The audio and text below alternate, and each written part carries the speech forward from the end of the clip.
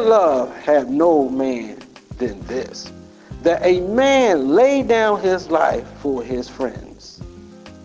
Ye are my friends, if ye do whatsoever I command you.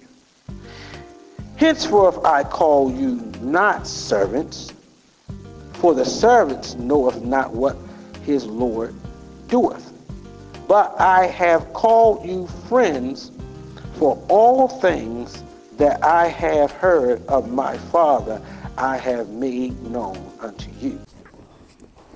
You never can be friends forever. Only friend you can have is in Jesus. Because friends come, and I taught my little daughter that, friends go. Look how many friends you had in the past that you thought you would be with forever. I've been in relationships I've been in and I thought I would be with that person forever, but my relationship wasn't forever. But Jesus stuck with me.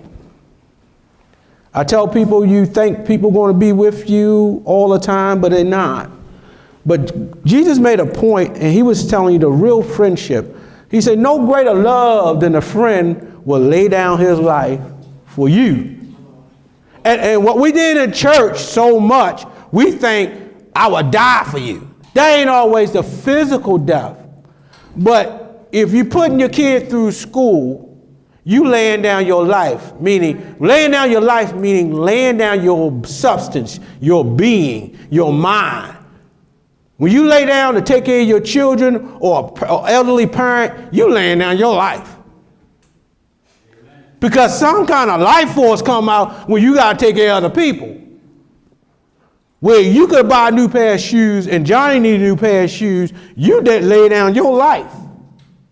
Because it could have been for your life and you had to lay it down for somebody else. When you do things for certain people, you are laying down for, when a husband makes sure his family and his wife got everything, he's laying down his life for his friend. When his wife makes sure she backs her husband up, or you laying down your life for your friend. Only problem is you got to make sure sometimes friendships can be one-sided. I've been friend to a people that wasn't friend to me. Amen. I was more of a friend to certain people. And you see, sometimes people can't always be your friend the way you need them to be. It's always going to be a one-sided friendship. Because you can bring more to the table than the person brings to you. And I tell people, don't measure people, the misconception that people got what you got. The people have, sometimes you're going to meet people that's much less than you. And sometimes if they don't come up, and I usually when you meet people, they are what they are when you meet them. If they down, when you meet them, you ain't going to bring them up. You met them down, that's where, if you meet people up, that's where you met, wherever you met them is usually where they're going to be. The world will tell you very rarely that you can bring somebody up. Now, if down is what you expect, then you okay. If I meet you and you down, and you ain't got nothing, and got nothing mean you can have a car, house, and no sense. You got everything in the world, but you are not a good conversationalist. But I got a house and a car, and you got a house and a car, and we both got money, you got money, but I can't talk to you. Then we can't be friends. Because the Bible says, how could you walk together unless they are? So, but if I need conversation, and you ain't got no house and no car, but God knows you got good conversation, I'm going to bring you into my house and let you drive my car because I need conversation more than you. You understand what? It depends on what I value and what I need, and you become more valuable. Your conversation supersedes your house and your car. So find out what you need first, and your friend could be your friend forever. Now, if you stop talking, we might not can be friends.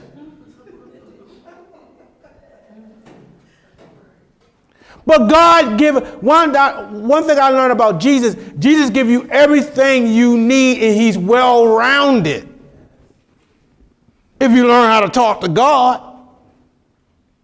But you ain't gonna be friends forever. You gotta lay down something. Whenever you meet somebody, you gotta lay something down. If you meet somebody who ain't on the same level you are, you're gonna have to lay down some intelligence. Some people I don't use all my brain power everybody I meet. Some people I can just be a fool with. A clown with. Because they don't receive intellectual conversation. Some people I'm going to joke, that's all they want from me. They don't theological conversation, Moses and this and that, and getting into theory and homiletics. They just want me to crack a joke. And unfortunately, they might meet me on a day that I don't feel like cracking no joke. But you got to have a friend that's well-rounded, not just one-sided. Just don't want one part of you and want all of you. And I said it before and I say it again. You're going to meet 3 people as far as in your life, and it will behoove you to know which one is which. You're going to have a confidant, number 1. Confidants, again, are people who you can go on the Jericho road with, people you can be in the Garden of Gethsemane with, people that are going to see you in your worst state, in your baddest hour, going through hell and high water, and they stick with you. That's your confidant. Somebody who you can share your intimate feelings with, and they don't look at you crazy when you tell them, I got a little issue. What kind of issue you got? Well, I got, and then walk away from it. You could tell your friend and they'll help you with your issues. That's right. Now you got constituents. Number 2, they don't love you. They like what you do and like what you got. They're only around you because where you're going. I jumped in the car with you because you was going to New York. Once we get to New York, I'm going to leave you. I'm only on a journey with you where you're going. And they are okay. They're the people that come in, oh, you in ministry? Oh, I'm only here because you got a good, strong music ministry. Or you got a food drive, and I'm here because you got a food kitchen, or they are here for a reason. And if you shut certain things down, they're walking out the door or walking out the church. Oh, because you make a lot of money. And then you got comrades. I'm only with you because we're fighting a common enemy. Once we defeat that enemy or the enemy been dried off, I'm going to turn on you. Because I don't like you anyway, but we are fighting because we serve a greater enemy. That's why you find people in politics, certain Republicans don't like the candidate right now. But we're trying to beat somebody else, we're going to join in together. And once the election over, I'm coming after you.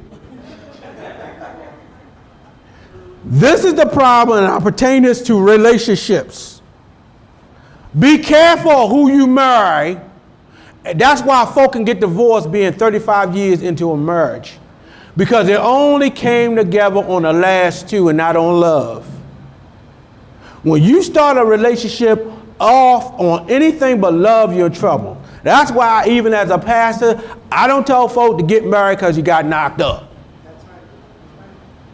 Because when the baby get grown and the thing gone over and they get grown up going out, y'all gonna leave each other like we only here for the kid. That's why people can put kids through college and divorce. People can go through sickness and it was the sickness and the divorce that kept you together. And once it was over, we looked at each other and realized, why are we together? You got to have a friend in Jesus. Proverbs said one thing. A friend must show, in order to gain friends, you got to be friendly. If you ain't friendly, you ain't going to have no friends. You run around mean mother folk. Bible says your countenance. You got to have a nice, I tell people, you want to meet people, be friendly. Stop barking at somebody. Stop popping your neck. Your body language will let you know, can I approach you? If I walk around like I want a wife, but I want my fist balled up, and I'm walking around like I'm going to hit her, hey, how you doing? Hi. Like, oh, Lord, oh my God, you're a little violent there. How you doing? What's your name? All she see in her head, me. That's all she see. Because my voice say that I'm combative. Or you see me, some women, they sitting there, you know, eating dinner by themselves, and they, I don't want to walk up to you like, hey, do you want me to join you? And then when I looked at you and smiled, you looked at me like, okay, I ain't going over there. And now, like I said to people, I'm older. I ain't hot and popping no more. The gray hairs on my face let me know I might have been a 10 at 20, ladies and men. You 40, you know that number drop.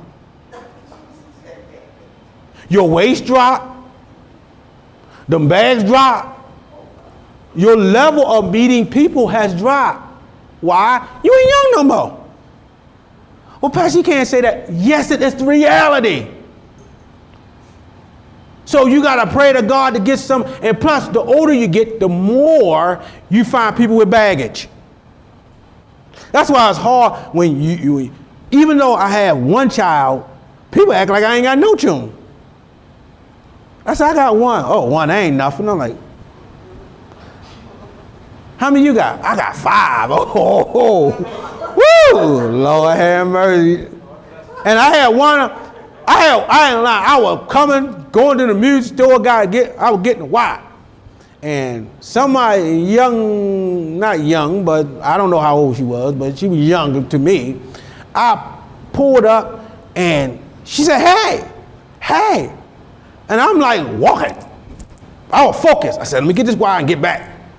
She said, hey, you won't even stop? I'm looking around, who, me? Yeah. She said, you walking by, I saw your car, I might want to visit your church. I said, I'm so sorry, I was so focused on getting in, I was in a rush, I apologize. Do you want to visit church? I'm looking for my Boaz, I'm going to take my car back.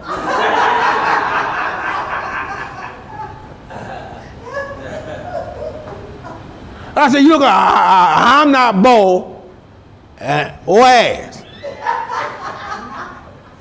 So I saw her, 2 kids, kid got dribble on his mouth. One I don't know was illegally not in the car seat.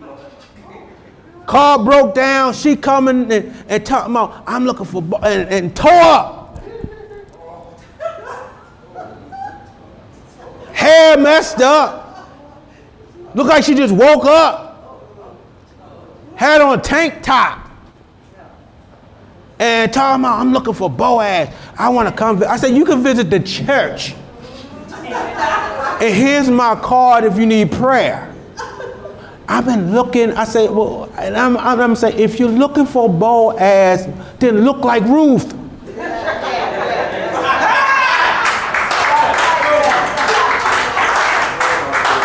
Well, Boaz.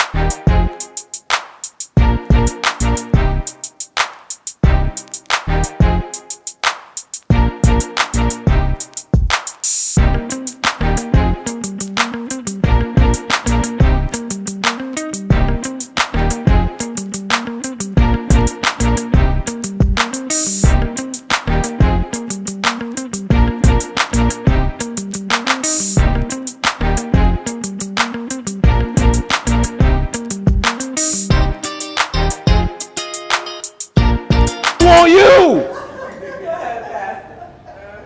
Come on now. We can't be friends forever. Because see, some people, be who you want. And I'm saying, I'm looking for Ruth, and you don't look like Ruth. Not the Ruth they say in the Bible. And I'm not talking about looks alone, but the Bible said Ruth was beautiful, humble, not hey. Let me say something to you. If you got the right spirit with God, you automatically attractive. If you know Jesus, you already going to be attractive. See, you one thing, when a person got confidence, they're going to have a friend. You got people, you got to have two things that will help you gain people. First thing, you have to have a good perspective on life. Have an open mind, not saying to sin, but be flexible. And when I first meet you, don't tell me what's wrong with you. I hide my crazy. I hide my crazy. If you first meet people, hide your crazy. Ease it out on them. Let them get adapted to the message. Something wrong with you. Don't give everybody your crazy at one time. You scare folk off.